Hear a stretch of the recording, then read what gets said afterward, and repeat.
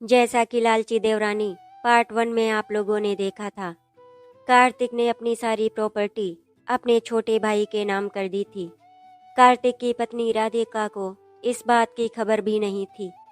एक हादसे में कार्तिक की मौत हो जाती है, इसीलिए राधिका अपनी बेटी गुनगुन के साथ ससुराल में रहने के लिए वापस आ जाती है। राधिका अपने ससुराल में 5 सालों तक नौकरानी बनकर रहती है। उसने अपने भाई आलोक को भी कसम देकर यहाँ आने के लिए मना कर दिया था। अपनी सास देवरानी और देवर के अत्याचार राधिका अकेली झेलती रही, लेकिन बात जब उसकी बेटी गुनगुन पर आई तो उसने अपनी देवरानी पुष्पा के ऊपर हाथ उठा दिया, क्योंकि पुष्पा राधिका की बेटी गुनगुन से अपने सैंडल साफ करवा रही थी। राधिका के हाथ उठाने की वजह से उसकी सास देवरानी और देवर ने उसे घर से धक्के मारकर बाहर निकाल दिया और उसका सामान उठाकर बाहर फेंक दिया। आइए सुनते हैं अब आगे की कहानी। राधिका गेट के बाहर बैठी हुई थी। उसे कुछ भी समझ में नहीं आ रहा था कि वो अपनी बच्ची गुनगुन को लेकर कहाँ जाए। रात होने वाली थी, घर के बाहर भी वो कब तक बैठी रहती। तभी राधिका को याद आया कि कार्तिक ने उसे बताया था कि वहाँ के सरपंच जी बहुत अच्छे हैं, वो उसका बहुत ही सम्मान करते हैं, क्योंकि कार्तिक ने सरपंच जी की एक बार बहुत बड़ी मदद की थी। सरपंच जी की बेटी की शादी टूटते टूटते बची थी। लड़के वाले दहेज के चक्कर में बारात वापस ले जाने के लिए तैयार थे।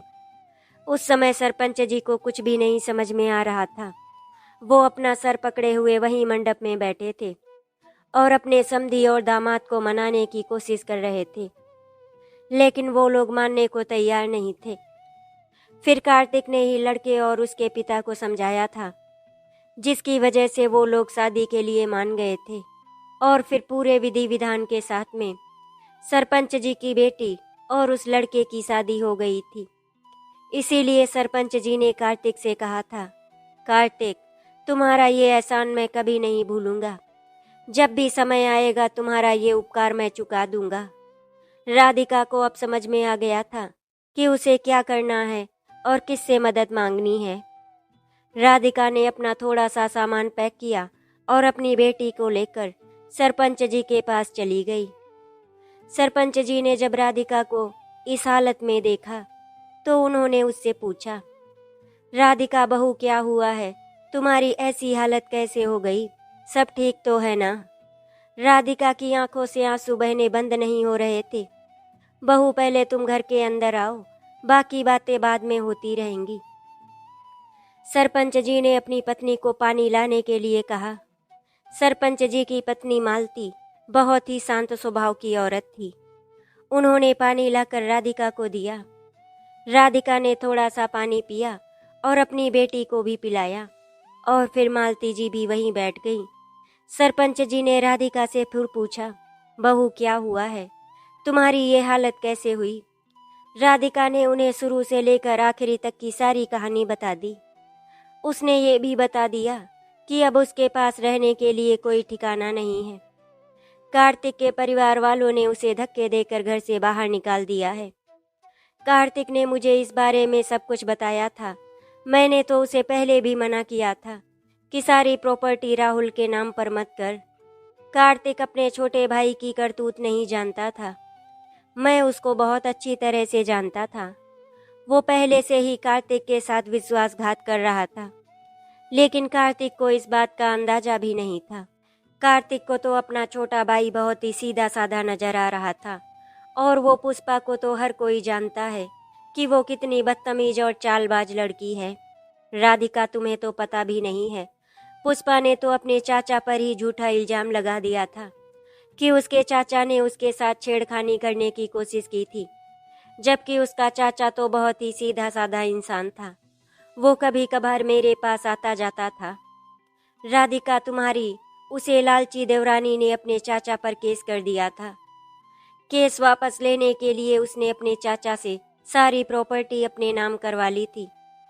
पुष्पा बहुत ही लालची किस्म की औरत है। उसे धन दौलत जायदाद के अलावा किसी से मतलब नहीं है। उसके चाचा जब जेल से बाहर आए थे तो लोगों ने उसे इतनी खरी खोटी सुनाई कि उससे सहन नहीं हुआ और उसने आत्महत्या कर ली। लेकिन इस बदतमीज लड़की पर कोई असर नहीं हुआ था इस बात का। उसने कुछ ही दिनों के बाद राहुल को अपने चंगुल में फंसा लिया था। मैंने राहुल और अनुपमा जी को समझाने की बहुत कोशिश की थी, लेकिन उन लोगों ने मेरी बात नहीं मानी। मैं अच्छी तरह जानता था ये पुष्पा उस घर को तहस नहस कर देगी। फिर मैंने कार्तिक को भी बताया था। कार्तिक ने भी उन्हें समझाने की कोशिश की थी, लेकिन वो लोग नहीं माने, क्योंकि राहुल पर तो पुष्पा के प्यार का भूत सवार था। लेकिन तुम्हारे साथ इतना सब कुछ हो जाएगा, इस बात का मुझे अंदाजा भी नहीं था। राधिका की आंखों से आंसू बहे जा रहे थे। मालती जी ने राधिका के आंसू पोंछे और कहा, बेटी तुम बिल्कुल भी परेशान मत हो। तुमने इतना सब कुछ सहन कर लिया, तुमको तो मेरे पास बहुत पहले ही आ जाना चाहिए था। मेरे रहते हुए तुम्हारे साथ अन्याय हो, ऐसा मैं कभी नहीं होने दूंगा। सरपंच जी ने अपनी कड़कती आवाज में कहा। सरपंच जी ने अपनी पत्नी मालती से कहा, मालती, राधिका को कमरा दिखा दो। आज से वो हमारे यहाँ रहेगी। आज से मैं राधिका को अपनी बेटी मानता हूँ। एक बेटी मैंने बहुत पहले विदा कर दी थी, तो एक बेटी मैंने आज पाली है। आज मेरी बेटी ससुराल में बहुत ही खुश है, और ये सब कुछ कार्तिक की वजह से हुआ है। मुझे नहीं पता कार्तिक ने मेरे दामाद से क्या कहा था, लेकिन उसने जो भी कहा था उसका असर मुझे आज तक दिखाई दे रहा है। उन लोगों ने मेरी बेटी को अपनी बेटी मानकर रखा है। उसे कभी किसी चीज की तकलीफ नहीं होने दी। जब वो घर आती है हंसते खिलखिलाते हुए, जब जब मैं अपनी बेटी को हंसता हुआ देखता हूँ, तब तब मैं कार्तिक को याद करता हूँ, क्योंकि आज अपनी बेटी का हंसता हुआ चेहरा मैं उसी की वजह से देख रहा हूँ। तो अब ये हमारा फर्ज बनता है कि मैं उसकी पत्नी और उसकी बेटी को वो सारी खुशियाँ दूँ जो उसने मेरी बेटी के लिए किया था। राधिका, तुम्हें बिल्कुल भी परेशान होने की जरूरत नहीं है। आज से तुम मेरी बेटी हो। मालती जी ने राधिका को उसका कमरा दिखा दिया। राधिका ने हाथ मुंह धोकर अपनी बेटी गुनगुन के कपड़े बदल दिए। गुनगुन ने अपनी मम्मी से पूछा, मम्मी अब हम लोग क्या यहीं पर रहेंगे? दादी चाचा चाची यहाँ पर तो नहीं आएंगे, मुझे उनसे बहुत डर लगता है। गुनगुन तुम बिल्कुल भी चिंता मत करो, वो लोग यहाँ पर नहीं आएंगे। राधिका और गुनगुन बेड पर बैठे थे, तभी मालती जी आई और बोली, राधिका खाना तैयार है, चलो सब लोग खाना खा लेते हैं। और अगर गुनगुन का अलग से कोई खाना बनता हो तो बता दो, मैं उसके लिए बना दूंगी। इस पर राधिका ने कहा, नहीं आंटी जी, गुनगुन अलग से कुछ नहीं खाती, वो भी हम लोगों के साथ ही दाल रोटी खा लेगी। ठीक है, फिर चलो हमारे साथ खाना खा लेते हैं। सबने साथ में बैठकर खाना खाया। फिर राधिका और गुनगुन आराम करने के लिए अपने कमरे में चले गए।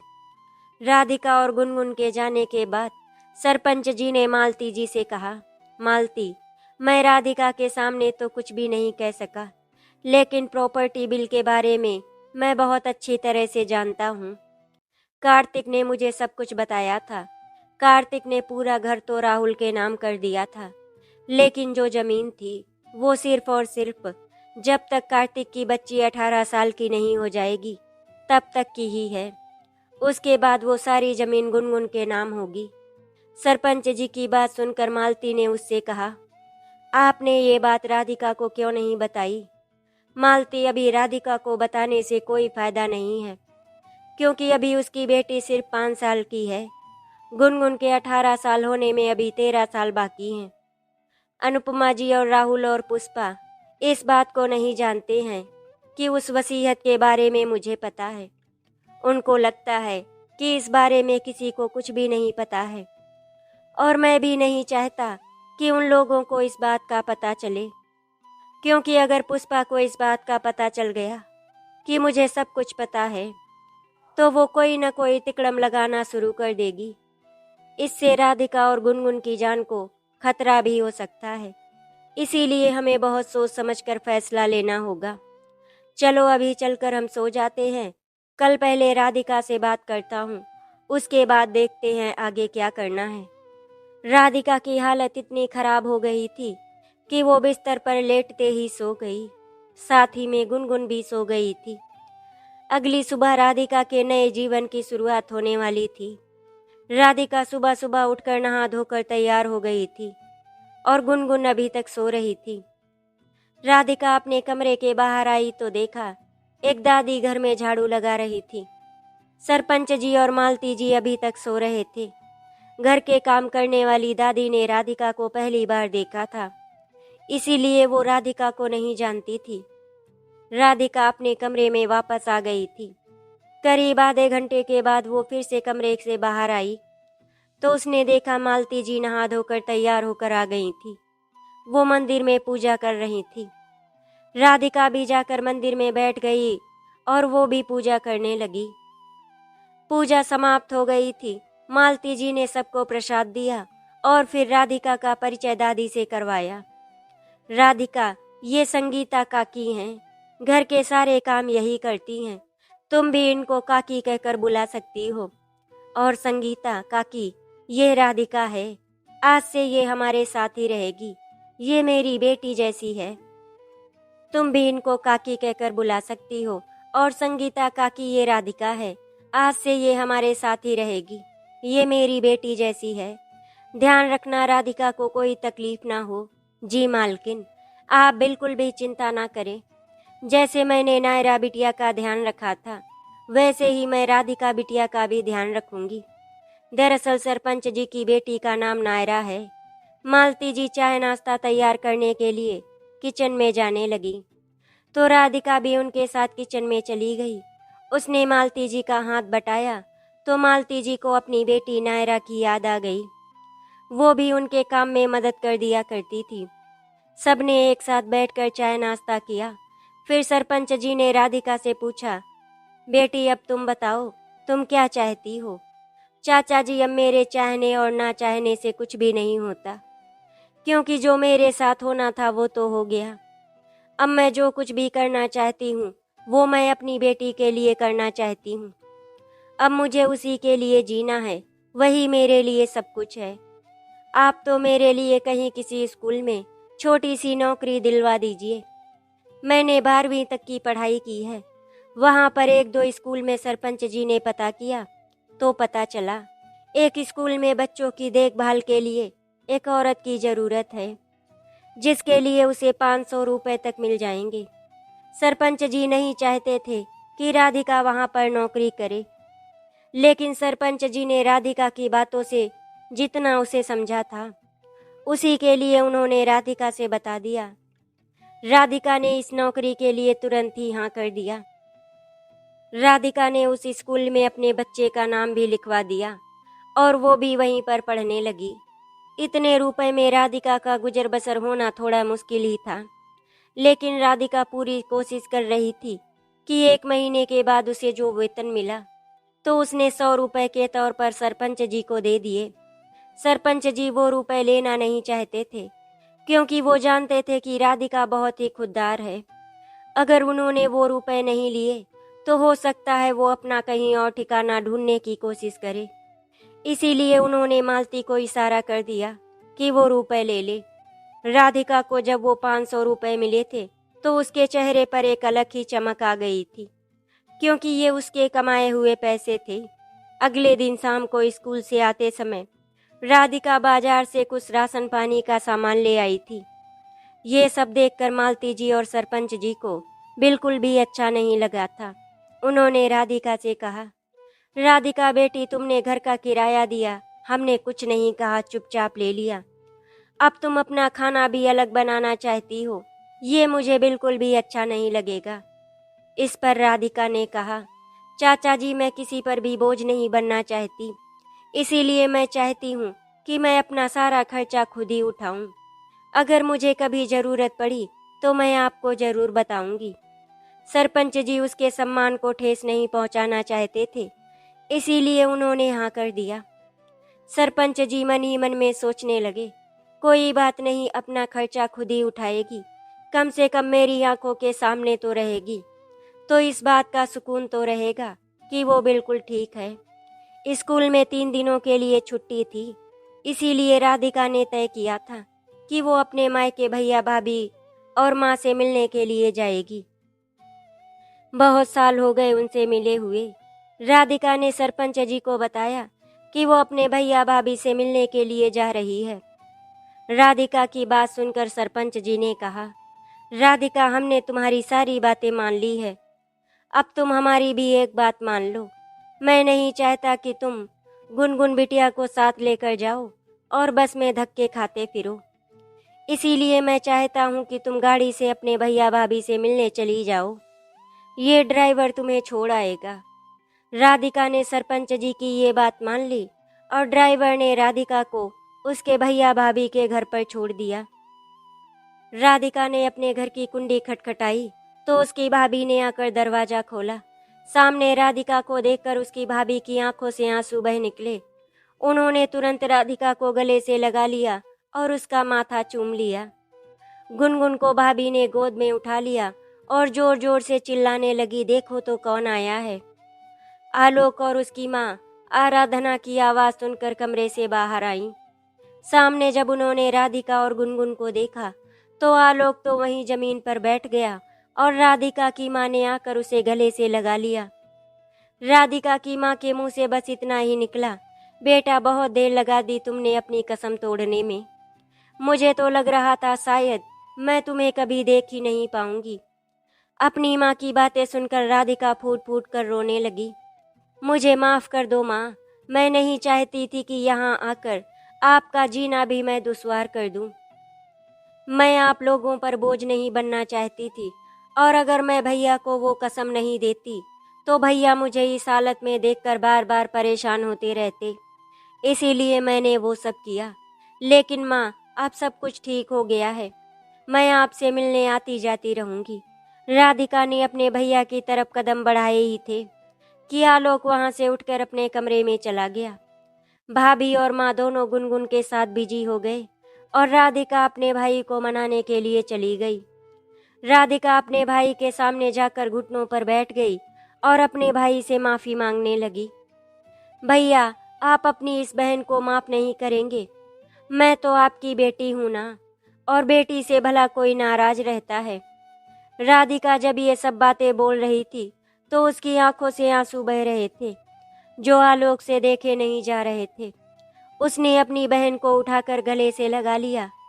राधिका, तूने तो 5 सालों तक मेरे साथ किया है, वो मैं कभी नहीं भूल सकता। तुझे पता है ऐसा कोई भी दिन नहीं गया जिस दिन हम लोगों ने तुझे याद ना किया हो। इन 5 सालों में राधिका के मायके में क्या हुआ उसे इस बात का अंदाजा भी नहीं था। सबसे मिलने के बाद राधिका ने अपने पापा के लिए पूछा, माँ, पापा कहाँ हैं? अभी तक वो दिखाई नहीं दिए, कहीं बाहर गए हैं क्या? तभी माँ ने भाभी से कहा, आराधना, जा राधिका के लिए चाय नाश्ते की तैयारी कर, उसके बाद हम सब बात करेंगे। और राधिका, तू भी जा, पहले फ्रेश होकर आ जा। राधिका जैसे ही अपने कमरे में गई, पूरा का पूरा कमरा वैसे ही था आज भी जैसे पहले कभी हुआ करता था। अपना कमरा देखकर राधिका की खुशी का कोई ठिकाना नहीं था। राधिका ने अपनी अलमारी खोली तो उसमें बहुत सारे खिलौने भरे थे, जिन्हें देखकर गुनगुन चहकने लगी। मम्मी, ये खिलौने किसके हैं? क्या मैं इनके साथ खेल सकती हूँ?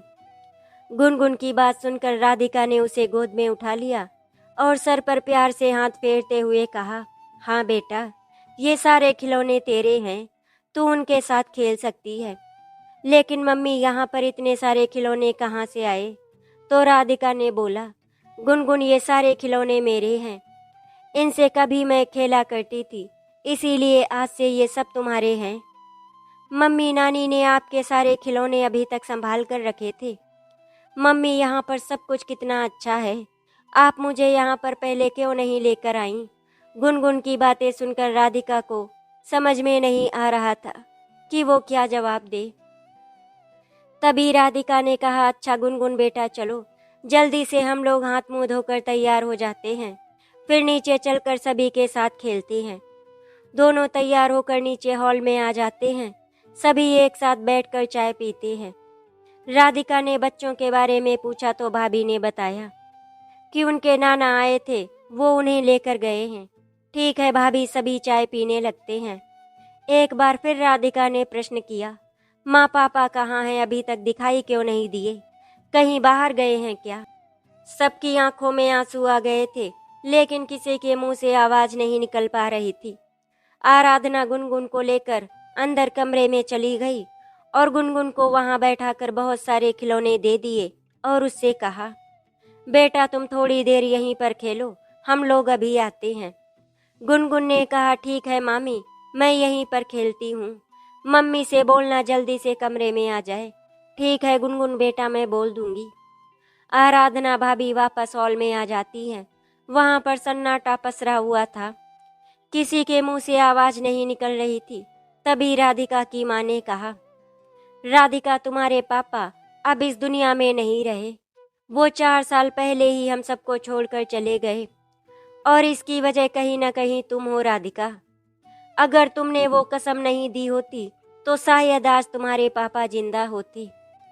अगर तुम अपने घर वापस आ गई होती तो शायद आज तुम्हारे पापा जिंदा होते। अगर तुमने अपने भाई की बात मान ली होती तो शायद आज तुम्हारे पापा जिंदा होते। अपनी माँ की बातें सुनकर राधिका पूरी तरह से टूट रही थी। उसे तो अपने कानों पर यकीन ही नहीं हो रहा था, क्योंकि उसके पापा उसकी वजह से अब दुनिया में नहीं है। आज राधिका की माँ अपने अंदर की भड़ास निकाल देना चाहती थी। आलोक ने आराधना को इशारा किया कि माँ को कमरे के अंदर ले जाओ। उनकी बातों की वजह से राधिका की हालत खराब हो रही है। राधिका का पूरा शरीर कांप रहा था, उसके मुंह से एक भी शब्द नहीं निकल पा रहा था।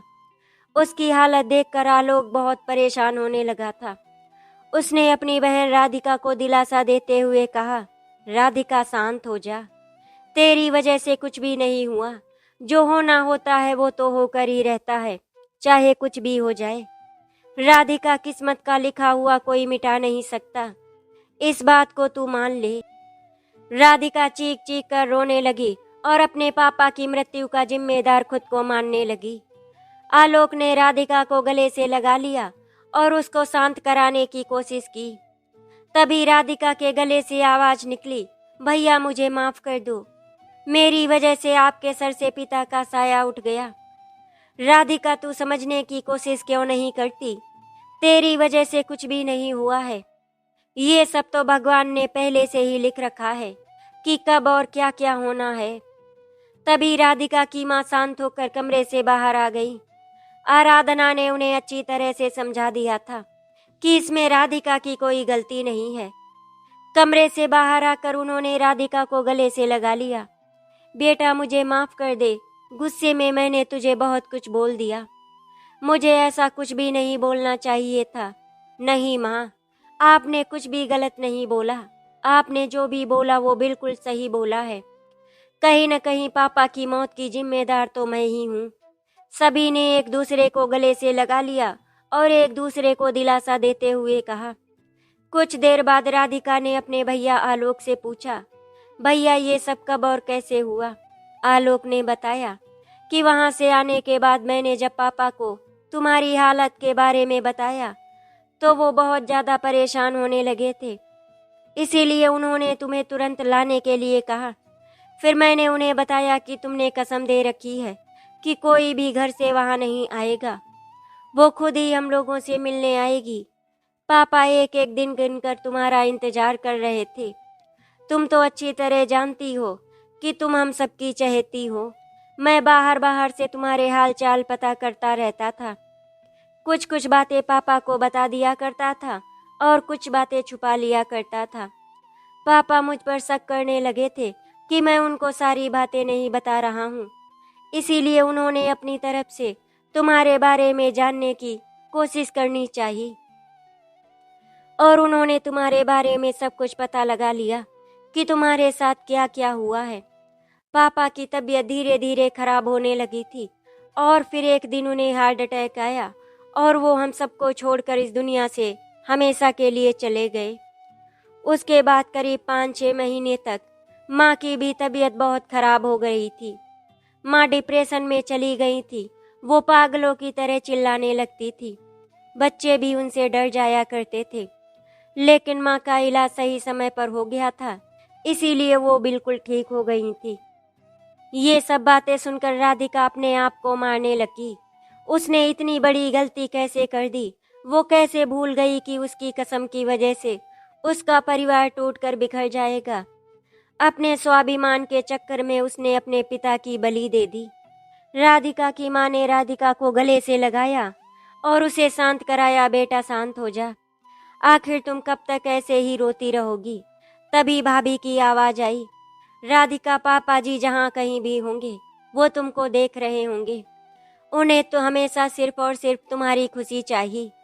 अगर तुम इस तरह से दुखी रहोगी तो शायद उन्हें भी अच्छा ना लगे। गुनगुन कमरे से बाहर निकल आई और उसके हाथ में कुछ खिलौने थे। गुनगुन ने अपनी मम्मी राधिका से कहा, मम्मी देखो ना, इसमें तुम्हारी आवाज है क्या? देखो ना मम्मी, ये लड़की पापा पापा बोल रही है। और उसने वो खिलौना चला दिया तो उसमें से राधिका की आवाज आने लगी। राधिका ने जब पापा पापा बोलना शुरू किया था तभी उसके पापा ये खिलौना लेकर आए थे ताकि वो राधिका की आवाज रिकॉर्ड कर सके। तो उसमें राधिका के पापा की भी आवाज रिकॉर्ड हो गई थी और वो राधिका से कह रहे थे, मेरा बच्चा आजा मेरे पास, अपने पापा की जान है तू, हमेशा ऐसे ही मुस्कुराती रहना, मेरी प्यारी बिटिया रानी। एक पल के लिए राधिका को ऐसा लगा कि जैसे उसके पापा उसे बुला रहे हों। तभी गुनगुन ने कहा, क्या हुआ मम्मी, सभी लोग रो क्यों रहे हैं? नहीं बेटा, सभी लोग रो नहीं रहे, बस ऐसे ही किसी की याद आ गई थी। राधिका की माँ ने गुनगुन को अपनी गोद में बिठा लिया और बड़े ही प्यार से उससे पूछा, बिटिया रानी क्या खाओगी? गुनगुन ने बहुत ही मासूमियत के साथ कहा, जो भी घर में बना होगा वही मैं भी खा लूंगी, क्योंकि गुनगुन ने कुछ भी मांगना या कहना सब छोड़ ही दिया था।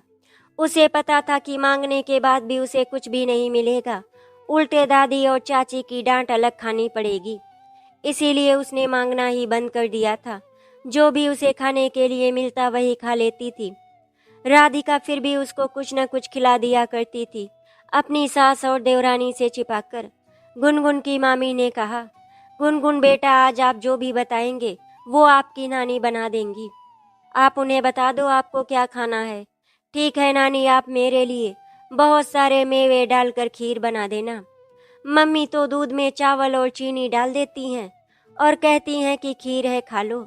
नानी आप सच्ची में उसमें सब कुछ डालना, तभी मैं खाऊंगी, नहीं तो अगर मम्मी की तरह बनाना है तो मैं नहीं खाऊंगी, पहले ही बता देती हूँ। और मुंह फुलाकर खड़ी हो गई। राधिका की नानी ने गुनगुन को कसकर गले से लगा लिया और फिर किचन में जाकर बढ़िया खूब सारे मेवे डालकर खीर बनाई और सबसे पहले गुनगुन को खिलाई। गुनगुन अपनी नानी के हाथ से कटोरी ली और अपनी माँ के पास गई। मम्मी देखो, ऐसी होती है खीर, आप जो मुझे देती हैं वो खीर नहीं होती है। मैं बहुत अच्छी तरह से जानती हूँ, आप मुझे बुद्धू बनाती रहती हैं। हाँ हाँ ठीक है, मैं समझ गई, अब से मैं भी तुम्हारे लिए यही वाली खीर बनाऊंगी, ठीक है। गुनगुन फिर से अपनी नानी की गोद में जाकर बैठ गई और आराधना भाभी सबके लिए कटोरी में डालकर खीर ले आई। सबने थोड़ी थोड़ी खीर खाई और फिर उसके बाद सब आराम करने के लिए कमरे में चले गए। गुनगुन को नींद नहीं आ रही थी, इसीलिए आलोक गुनगुन को घुमाने के लिए बाहर लेकर गए। राधिका अपनी भाभी के पास कमरे में गई और उनकी गोद में सर रखकर थोड़ी देर के लिए सो गई। कुछ देर के बाद आलोक और गुनगुन वापस आ गए थे। गुनगुन को देखकर राधिका की माँ को राधिका का बचपन याद आ रहा था। आलोक गुनगुन की तरह राधिका को भी बाहर घुमाने ले जाया करता था। आलोक ने राधिका के उसके बारे में पूछा तो राधिका ने उसे सब कुछ बता दिया कि अब वो सरपंच जी के यहाँ रहने लगी है और एक स्कूल में काम करती है। उसको वो घर छोड़े हुए 1 महीना हो गया। एक बार आलोक ने फिर से राधिका को यहीं पर रुकने के लिए कहा, लेकिन राधिका ने इस बार भी मना कर दिया। भैया आप बिल्कुल भी परेशान ना हो, अब मैं वहाँ पर बिल्कुल ठीक हूँ। 3 दिन कब गुजर गए पता ही नहीं चला। राधिका ने अपने आलोक भैया, माँ और भाभी से कहा अब वो वापस गांव जाना चाहती है, क्योंकि उसकी सिर्फ 3 दिन की ही छुट्टी थी, कल उसे स्कूल भी जाना पड़ेगा। आलोक के पास राधिका को रोकने का कोई ऑप्शन ही नहीं था, इसीलिए वो खुद ही राधिका और गुनगुन को छोड़ने के लिए गया था। आलोक की कार सरपंच जी के घर के सामने रुकी तो मालती जी घर के बाहर आ गईं। उन्होंने देखा राधिका और गुनगुन वापस आ गई हैं तो वो खुश हो गई थी, क्योंकि उन दोनों के बिना घर काफी सूना सूना लग रहा था। राधिका के भैया आलोक भी घर के अंदर आए। राधिका ने आलोक का परिचय मालती जी से करवाया। उनको बताया कि वो उसके बड़े भैया आलोक है। चलो ठीक है, तुम लोग बैठो, मैं तुम्हारे लिए चाय नाश्ते का इंतजाम करवाती हूँ। राधिका आलोक को अपने कमरे में ले गई। राधिका ने अपने कमरे को बहुत ही अच्छी तरह से सजा रखा था। सारा सामान अपनी जगह पर था, कोई भी सामान इधर उधर नहीं था। छोटे से कमरे में राधिका ने अपनी पूरी गृहस्थी बसा रखी थी। मालती जी चाय नाश्ता लेकर आ गई थी। सबने साथ में बैठकर चाय पी। तब तक सरपंच जी भी घर आ गए थे। सरपंच जी की आवाज सुनकर गुनगुन कमरे के बाहर आ गई और दादू दादू कहकर उनके गले लग गई। सरपंच जी भी गुनगुन को गोद में उठाकर उसे गोल गोल घुमाने लगे। आलोक कमरे से बाहर निकल कर आया और उसने सरपंच जी से बातचीत की। आलोक अपने घर वापस आने के लिए तैयार ही हुआ था, लेकिन सरपंच जी ने उसे रोक लिया। बेटा आलोक, एक दिन के लिए तुम यहीं पर रुक जाओ, मुझे तुमसे बहुत ही जरूरी काम है। मुझे तुमको बहुत जरूरी बातें बतानी है जो शायद तुम नहीं जानते। जैसे ही सरपंच जी ने अनुपमा जी और पुष्पा का नाम लिया तो आलोक गुस्से में बोला, सरपंच जी, मेरी बहन ने जो भी बताया मुझे, उसकी वजह से आपके लिए मेरे दिल में बहुत ही ज्यादा सम्मान है, लेकिन मैं उस घर के किसी भी सदस्य के बारे में बात नहीं करना चाहता। मुझे नफरत हो गई है उन लोगों से। उन लोगों का नाम सुनकर ही मुझे गुस्सा आ जाता है, इसीलिए आप उनके बारे में कोई भी बात ना करें तो वही अच्छा है। लेकिन बेटा, बात बहुत जरूरी है, तुम्हें जानना चाहिए। ठीक है सरपंच जी, बताइए क्या बात है। वो 5 एकड़ जमीन जो कार्तिक ने अपने भाई राहुल के नाम कर दी थी, वो अभी भी पूरी तरह से उसके नाम पर नहीं हुई है। वो तब तक उसकी ही है जब तक गुनगुन 18 साल की नहीं हो जाती। जैसे ही गुनगुन 18 साल की हो जाएगी, वो जमीन गुनगुन की हो जाएगी। और सरपंच जी ने आलोक को वो कागज दिखाए जो कार्तिक ने बनवाए थे। उसमें साफ साफ लिखा हुआ था कि जैसे ही गुनगुन 18 साल की होगी, वो 5 एकड़ जमीन उसकी हो जाएगी। ये बात अभी तक सिर्फ और सिर्फ मुझे पता थी, और अब तुमको। अभी तक मैंने इस बात को राधिका को भी नहीं बताया, और जमीन के बारे में अभी बात करके कोई फायदा भी नहीं है। मैं एक काम करता हूँ, पंचायत के सभी सदस्यों को बुलाता हूँ और उनके सामने राधिका का मुद्दा लेकर आता हूँ, ताकि इस घर से उसे थोड़ा बहुत अनाज तो मिल सके, क्योंकि थोड़ा बहुत अनाज अगर उस घर से आ जाएगा तो राधिका के लिए बहुत ही अच्छा हो जाएगा। अगले दिन पंचों की बैठक हुई। उसमें राधिका की सास अनुपमा जी और उसकी देवरानी पुष्पा और देवर भी आए हुए थे। दोनों तरफ की बातें सुनने के बाद पंचायत ने अपना फैसला लिया कि राधिका अगर शादी नहीं करती है तो फिर उसे 2 कुंटल अनाज दिया जाए, थोड़े थोड़े करके और भी अनाज, जिससे उसके खान पान में कोई भी कमी ना आए। पुष्पा ने इस बात के लिए बहुत ही नानुकुर किया, लेकिन फिर अंत में उसे पंचायत का फैसला मानना ही पड़ा। अब उसे खाने भर के लिए अनाज मिल जाया करता था। आलोक को भी अब थोड़ा सा सुकून हो गया था और वो वापस अपने घर चला गया। धीरे धीरे करके इसी तरह से दिन गुजर रहे थे। गुनगुन अपनी हर क्लास में फर्स्ट आती थी। क्लास ही नहीं, वो तो पूरे स्कूल में फर्स्ट आती थी। गुनगुन पढ़ाई में बहुत ही होशियार थी और राधिका भी गुनगुन की पढ़ाई पर बहुत ध्यान देती थी। कभी कभी सरपंच जी की बेटी नायरा अपने बच्चों के साथ आ जाया करती थी। नायरा को राधिका के साथ रहना बहुत ही अच्छा लग रहा था और बच्चे भी गुनगुन के साथ खेलते रहते थे। कुल मिलाकर देखा जाए तो इस समय सभी बहुत ही खुश थे और अपनी जिंदगी आराम से काट रहे थे। लेकिन राधिका के मन में एक बात हमेशा घूमती रहती थी कि उसके ससुराल वालों ने जो उसके साथ किया है, इसका बदला वो एक दिन जरूर लेगी और अपना सब कुछ उन लोगों से वापस लेकर ही रहेगी।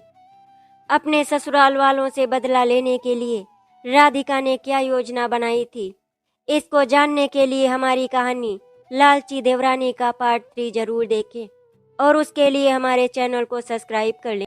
तो फिर मिलते हैं कल अपनी कहानी के साथ। सब कुछ करिएगा, लेकिन अपने माता पिता को कभी भी परेशान मत करिएगा। आशा करती हूँ आपको हमारी कहानी अच्छी लगी होगी।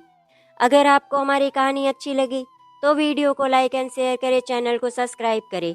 वीडियो देखने के लिए आपका धन्यवाद।